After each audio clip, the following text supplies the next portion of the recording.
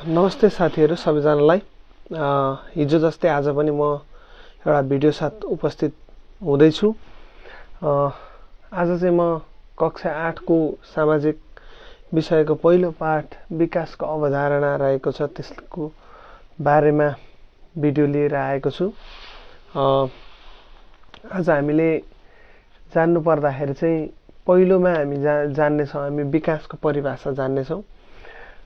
त्यसपछि विकासका आधारमा देशहरूको वर्गीकरण, विकासका आधारमा देशहरूलाई कति भागमा र कसरी वर्गीकरण गरिएको छ त्यो कुरा जान्नेछौँ। त्यसका साथै हामी नेपालको विकासको अवस्था कस्तो छ त्यो कुरा पनि जान्नेछौँ।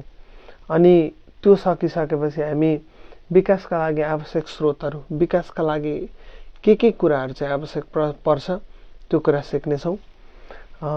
त्यसमा पर्छन् आर्थिक स्रोत, प्राकृतिक स्रोत अनि मानवीय स्रोत। ओके ल, नमस्ते, म चाहिँ लोकनाथ खतिवडा। म सामाजिक शिक्षक। म हिजोदेखि भिडियो बनाएर हाल्दैछु। हिजो समाजको बारेमा एउटा भिडियो बनाएर हालेको थियो भने आज विकासको अवधारणा, विकासको बारेमा भिडियो बनाउँदैछु। सर्वप्रथम त विकास भनेको के हो? विकासको कन्सेप्ट हामीले बुझ्ने हो भने विकास भनेको सकारात्मक परिवर्तन बुझ्नुपर्छ हामीले। विकास भनेको जहिले पनि सकारात्मक परिवर्तन हो। कुनै पनि कुरामा सकारात्मक परिवर्तन हुन्छ भने त्यो विकास हो। अब यो विकासको पुरा परिभाषा हेर्ने हो भने चाहिँ भौतिक, सामाजिक, आर्थिक, मानसिक, सांस्कृतिक, राजनीतिक सबै क्षेत्रमा हुने सकारात्मक परिवर्तन नै विकास हो। अनि विकास एउटा यस्तो कुरा हो जुन चाहिँ निरन्तर भइरहन्छ। विकास भन्ने कुरा कहिले रोकिँदैन। विकास भनेको ढुङ्गे युगदेखि विभिन्न कुराको आविष्कारसँगै विकास हुँदै जान्छ। विकास भन्ने कुरा कहिल्यै नरोकिने कुरा हो। अब विकासपछि आज हामी अर्को हेर्छौँ, विकासका आधारमा देशहरूको वर्गीकरण। विश्वमा रहेका देशहरूलाई विकासका आधारमा 3 भागमा वर्गीकरण गरिएको छ। पहिलो छ विकसित देश, दोस्रो विकासशील र तेस्रो अल्प विकसित देश। यसरी देशलाई 3 भागमा बाँडिएको छ देशहरूलाई विकासका आधारमा।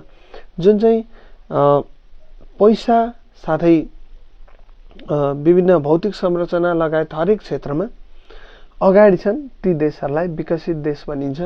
ती देशमा पर्छन् अमेरिका, बेलायत, फ्रान्स, जर्मनी, अस्ट्रेलिया, क्यानाडा लगायतका देशहरू। त्यस्तै विकासशील देशहरू भनेको चाहिँ विकासको गतिमा छिटो अघि बढिरहेका देशहरू हुन्, जसमा पर्छन् भारत, चीन, यसका साथै ब्राजिल। यी देशहरूले चाहिँ आफ्नो अर्थतन्त्र एकदम बढाउँदै लगिरहेका छन्। विकासशील देशहरूको विशेषता के हो भने यहाँ भनेको उत्पादन हुन्छ। यहाँको उत्पादनले अन्तर्राष्ट्रिय बजार पाउन थालेको हुन्छ र उनीहरू आफ्नो उत्पादन अन्तर्राष्ट्रिय बजारमा बिक्री गरेर अन्तर्राष्ट्रिय मुद्रा आर्जन गरेर देशलाई विकासको गतितर्फ लैजान्छन्। र तेस्रो छ अल्प विकसित देश। यो भनेको चाहिँ विकास त हुँदै गरेको तर विकास निकै कम्ती मात्रामा मात्रै विकास भइरहेका देशहरू यसमा पर्छन्। यसमा चाहिँ नेपाल पर्छ, पाकिस्तान अनि अफगानिस्तान, भुटान लगायतका यी साना देशहरू छन्। यी देशहरू पर्छन् जुन चाहिँ विकास त भइरहेका छन् तर विकासको गति अत्यन्त स्लो छ। यी देशमा चाहिँ यी देशहरू अल्प विकसित देशको सूचीमा पर्छन्। अनि यिनीहरू देशको विशेषता भनेको चाहिँ के हो भने यहाँ भनेको चाहिँ आफ्नो उत्पादन भन्दा पनि अरूको उत्पादनमा यो देशका मानिसहरू भर परेका हुन्छन्। फर इक्जाम्पल यी देशमा भनेको चाहिँ निर्यात भन्दा बेसी आयात हुने गर्छ। अनि अब नेपालको अवस्था कुरा गर्ने हो भने विकासको हकमा अघि पनि भनिसकेँ मैले। विकासको हकमा हेर्ने हो भने नेपाल भनेको अल्प विकसित देशको सूचीमा पर्छ, किनभने आर्थिक रूपले पनि नेपाल समृद्ध छैन। त्यस्तै नेपालमा भनेको विकास हुनका लागि आवश्यक कुराहरू जस्तो फिजिकल इन्फ्रास्ट्रक्चरदेखि लिएर राजनैतिक अवस्था यी सबै भनेको चाहिँ एकदम दयनीय अवस्थामा रहेको छ। त्यसका साथै हाम्रो देशमा भनेको चाहिँ आम्दानीको माध्यम छैन। हाम्रो देशका युवाहरू भनेको बाहिर अरू देशमा जानु परेको छ कमाउन। त्यसले गर्दा हाम्रो देशको आफ्नै उत्पादन छैन, जसले गर्दा जीडीपी अर्थात् जीडीपी बढ्न सकेको छैन। त्यसले गर्दाखेरि पनि हामी अल्प विकसित देशको सूचीमा पर्छौँ। यसका साथै हामीलाई चाहिने सामानहरू हाम्रो देशमा उत्पादन नगरी अन्य देशबाट मगाएर ल्याउने गर्छौँ। अब हामी विकासका लागि आवश्यक स्रोतहरू के हुन् त यो सिक्छौँ। विकासका लागि भनेको जम्मा हामीलाई 3 किसिमका स्रोत चाहिन्छ, जसलाई विकासका स्रोतहरू भनिन्छ। विकास गर्नको लागि चाहिने स्रोतहरू, जसमा एउटा पर्छ आर्थिक स्रोत, अर्को भनेको प्राकृतिक स्रोत, अनि अर्को भनेको मानवीय स्रोत। अब हामी आर्थिक स्रोतको कुरा गर्ने हो भने आर्थिक स्रोतमा भनेको यी पेसा व्यवसायहरू हुन्, ती सबै पेसा व्यवसायहरू हुन् जसको मद्दतबाट हामी पैसा कमाउन सक्छौँ, जसको मद्दतबाट हामी हाम्रो जीवन निर्वाह गर्न सक्छौँ। फर इक्जाम्पल कृषि, व्यापार, उद्योग, पर्यटन यी सबै कुराहरू आर्थिक स्रोतमा पर्छन्। जब कुनै पनि देशमा कृषिको अवस्था बलियो छ, व्यापार भनेको वैदेशिक व्यापारमा भनेको नाफाको अवस्था छ, उद्योगबाट प्रशस्त उत्पादन भएर अन्य देशमा बिक्री भइरहेको छ, अनि पर्यटन अर्थात् पर्यटकहरू पनि आफ्नो देशमा मनग्य रूपले आइरहेका छन् भने त्यस्तो अवस्थामा भनेको चाहिँ देश छिटो विकास हुन्छ। त्यसैले विकास हुनको लागि हामीलाई विकासको आर्थिक स्रोत सबैभन्दा महत्त्वपूर्ण हो र त्यसका लागि कृषिमा आत्मनिर्भर हुनुपर्छ।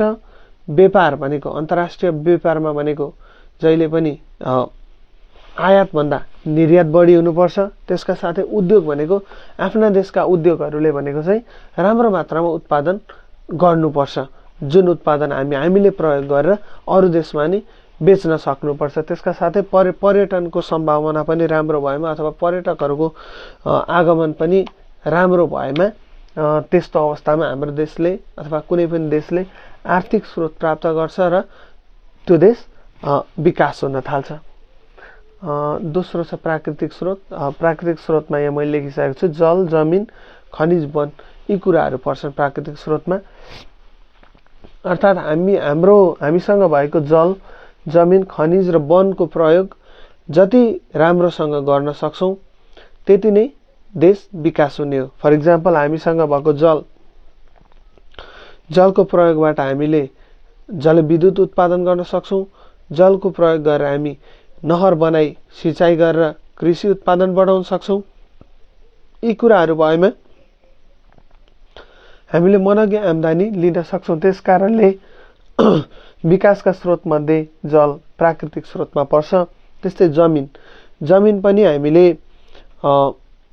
हाम्रो एउटा आम्दानीको स्रोत नै हो भन्दा पनि हुन्छ, किनभने हामीले खाने अन्नदेखि लिएर लगाउने लुगाको समेत र मेटेरियल कच्चा पदार्थ भनेको चाहिँ जमिनबाट नै प्राप्त हुने गर्छ। हामीले खाने प्राय प्रत्येक अन्नहरू साथै हामीले लगाएका यी कपडाको धागोहरू प्राय सबै कटन रुवाबाट अर्थात् जमिनबाट नै प्राप्त हुने गर्छ। त्यसले गर्दा जमिन हाम्रो लागि निकै महत्त्वपूर्ण छ। त्यस्तै अर्को रहेको छ खनिज। अनि खनिज भनेको चाहिँ जमिनको भित्री भागमा रहेका कुराहरूलाई भनिन्छ, जसमा भनेको छ सुन, चाँदी, तामा, पेट्रोल, डिजेल, ग्यास लगायतका कुराहरू पर्छन्। अनि साथै वन। यदि हामीसँग वन छ भने पनि हामी त्यसको प्रयोगबाट हामी विकासतर्फ अघि बढ्न सक्छौँ। त्यसैले यी सबै कुराहरू विकासका प्राकृतिक स्रोतमा पर्छन्। त्यस्तै विकासका लागि चाहिने अर्को नहुने महत्त्वपूर्ण स्रोत भनेको चाहिँ मानवीय स्रोत हो। विकासका लागि हामीलाई भनेको मानवीय स्रोत चाहिन्छ।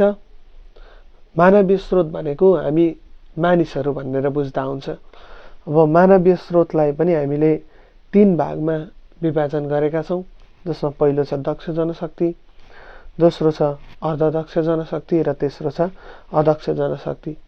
दक्ष जनशक्ति भनेको चाहिँ शिक्षा र सिप दुवैमा निपुण, शिक्षा र सिप दुवै भएका जनशक्ति, स्किल्ड एन्ड एजुकेटेड, यस्ता जनशक्तिलाई हामी दक्ष जनशक्ति भन्छौँ। जोसँग सिप पनि छ र शिक्षा पनि छ, उनीहरू हरेक कुरामा पर्फेक्ट छन्, यस्तो जनशक्तिलाई हामी दक्ष जनशक्ति भन्छौँ। जसमा डाक्टर, इन्जिनियर, टिचरदेखि लिएर विभिन्न अन्य विभिन्न पेसाका महानुभावहरू पनि पर्ने गर्छन्। अनि त्यस्तै अर्धदक्ष जनशक्ति भनेको केही मात्रामा सिप भएको अनि केही मात्रामा पढाइ पनि भएको जनशक्ति अर्धदक्ष जनशक्ति हो। जसमा हामीले घर बनाउँदै गर्दाको अवस्थालाई लिएर हेर्ने हो भने त्यहाँ घरको नक्सा बनाउने इन्जिनियर दक्ष जनशक्ति हुन्छ, अनि त्यहाँ त्यो ठेक्का लिने मिस्त्री, हेड मिस्त्री भनेको अर्धदक्ष जनशक्ति हुन्छ। उसँग पुरै ज्ञान छैन तर केही मात्रामा भए नि ज्ञान छ। अनि जुन लेबर हुन्छन्, लेबरहरू चाहिँ अदक्ष जनशक्तिमा पर्छन्। उनीहरूसँग भनेको सिप पनि त्यति मात्रामा हुँदैन र ज्ञान पनि हुँदैन, उनीहरू अरूले जस्तो अरायो त्यस्तो काम गर्ने मात्रै हुन्छन्। र अदक्ष, अर्धदक्ष र दक्ष जनशक्ति यी तीनै प्रकारका जनशक्ति भएमा मात्रै कुनै पनि देशको विकास सम्भव हुन्छ। अनि अर्को कुरा भनेको हामीले आर्थिक स्रोत र प्राकृतिक स्रोतलाई परिचालन गर्नको लागि पनि हामीलाई मानवीय स्रोत आवश्यकता पर्छ। त्यसैले गर्दाखेरि आर्थिक स्रोत र प्राकृतिक स्रोत भनेको मानवीय स्रोत बिना अपूर्ण छन्, यिनीहरू पूर्ण हुन सक्दैनन्। यदि आर्थिक स्रोत कृषि, व्यापार, उद्योग, पर्यटन यी कुरा गर्नका लागि पनि हामीलाई मानवीय स्रोत चाहिन्छ। साथै प्राकृतिक स्रोत जल, जमिन, खनिज, वन यी कुराहरूको प्रयोग गर्न पनि हामीलाई मानवीय स्रोत चाहिन्छ। अब आज तपाईहरूले बुझ्नुभयो होला कि विकास भनेको सकारात्मक परिवर्तन हो। भौतिक रूपमा, राजनीतिक रूपमा, सांस्कृतिक रूपमा हरेक क्षेत्रमा आउने सकारात्मक, पोजिटिभ चेन्ज, सकारात्मक परिवर्तनलाई नै विकास भनिन्छ भनेर तपाईँले बुझिसक्नुभयो होला। त्यस्तै विकासका आधारमा देशहरूलाई विकसित, विकासशील र अल्प विकसित गरेर 3 भागमा बाँडिएको छ। अनि साथै नेपाल भनेको अल्प विकसित देशको सूचीमा पर्छ। यसको कारण मैले अघि तपाईहरुलाई भनिसकेको छु। त्यस्तै विकासका लागि आवश्यक पर्ने 3 किसिमका स्रोतहरू, आर्थिक स्रोत, प्राकृतिक स्रोत र मानवीय स्रोतको बारेमा पनि भन्दै म आजको लागि बिदा हुन चाहन्छु। हस्त।